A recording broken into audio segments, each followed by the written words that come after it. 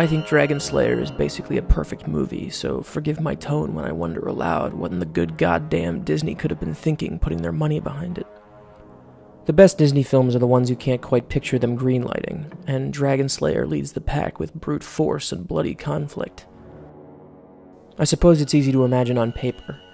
Matthew Robbins and Hal Barwood write and ghostwrite a few incredible hits for the right people. Score an unexpected hit with Corvette Summer, which happens to star Mark Hamill fresh off another equally unexpected hit. Maybe some of you have heard of it. And this gives them enough traction that they can capitalize off a burgeoning interest in Dungeons & Dragons-style adventure movies. The receipts add up, but what of the movie itself? Dragonslayer is an exceptionally dark film.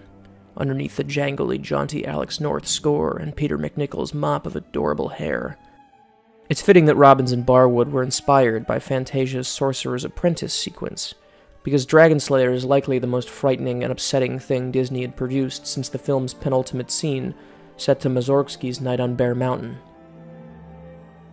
Let's begin with its frank depiction of medieval sexual politics and the stark societal imbalances they highlight.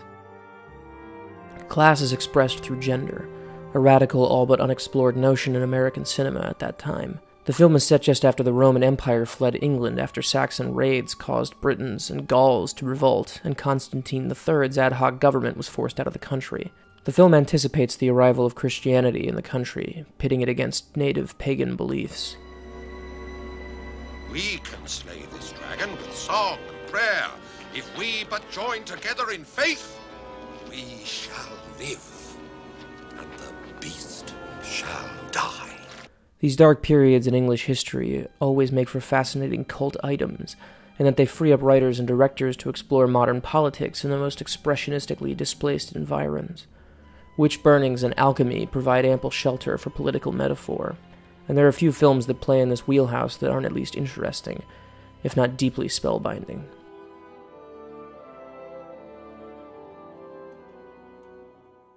The film is about a village under siege by a dragon. They keep full-on chaos at bay by sacrificing virgins to him at regular intervals. The king of the small territory has been keeping his own daughter's name out of the lottery, a cheat with which the poorer denizens of the village naturally take great umbrage. So they conspire to hire a wizard, played by the great Ralph Richardson in one of his last roles, to come kill the aged dragon, to spare further generations from its wrath, and maybe start to undo the damage done by a greedy monarch. Are you afraid of dragons? No. In fact, if it weren't for sorcerers, there wouldn't be any dragons. Once the skies were dotted with them. Magnificent horned backs, leathern wings, soaring in their hot breath wind. Oh, I know this creature of yours. Vermithrax pejorative. Look at these scales, these ridges. When a dragon gets this old, it knows nothing but pain, constant pain. It grows decrepit, crippled, pitiful, spiteful. If the idea of a wealthy government offering up their daughters to a voracious predator sounds familiar, well, of course it does. We might not have dragons, but our reality is still a nightmare. The film doesn't take its implications lightly, either. The scenes of young women being fed to dragons are queasy, horrifying, unsettling.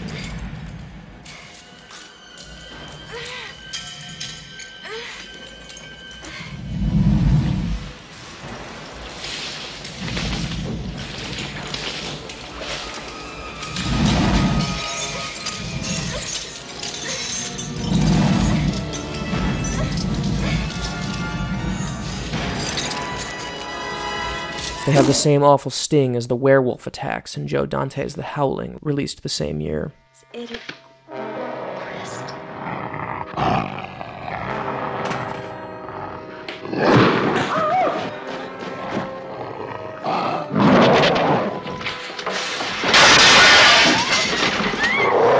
These are not just monster attacks.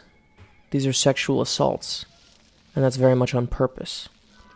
Both films are aware that historically, in both fantasy and horror, women are props, things to be feared or saved. Both films remove the comfort of those illusions, making horrifically real what was always just implication. That most of the people of Erland, the film's fictitious setting, mostly tolerate this hideous ritualistic slaughter speaks volumes about quality of life. Specifically, the comparative balance of power. They fear reprisals more than they can afford to stand up for their loved ones. Things like that make Dragonslayer most ingratiating. The details of this world are plentiful and painstaking, but unemphatically presented. The actors all underplay their carefully written and expressively named characters. And you, please. I've always had the greatest admiration for the black arts, you chaps with your mysterious spells. I didn't think it would be necessary. Baby Thrax is an old dragon, and that I thought was the beauty of my plan. Time. We'd wait it out. I'd live to see the end of it.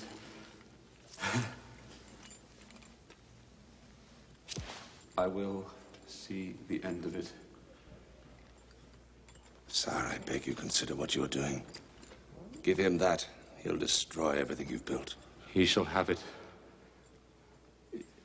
It's my daughter. Save her, I beg you. There is neither grandstanding nor sleepwalking. Everyone's calibrated to the depressive tone of the piece. The details of the world are new only to McNichol's POV character, but even he catches on quickly. Nothing is handed to the audience clumsily, and nothing is extraneous. Every detail flows naturally from circumstance. Ex Paula Vita Noah!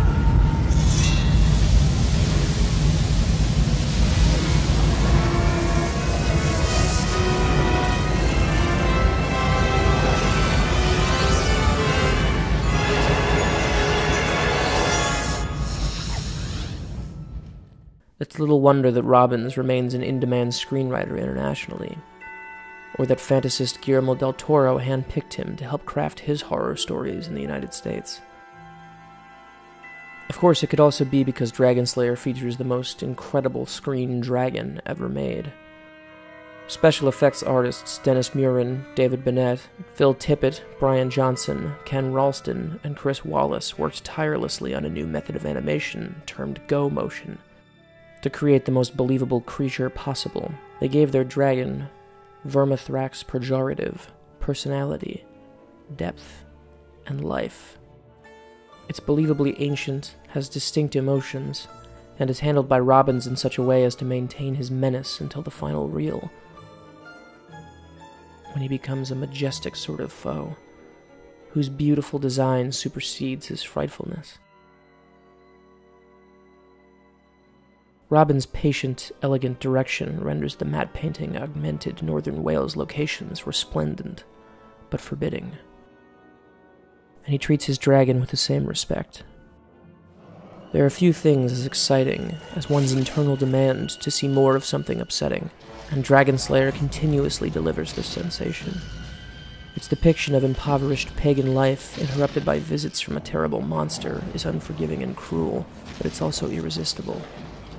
Dragonslayer is ultimately about magic giving way to religious hypocrisy, but it's a testament to the magic performed by practical effects technicians and talented artists dedicated to making a fantasy film unlike any that came before or after.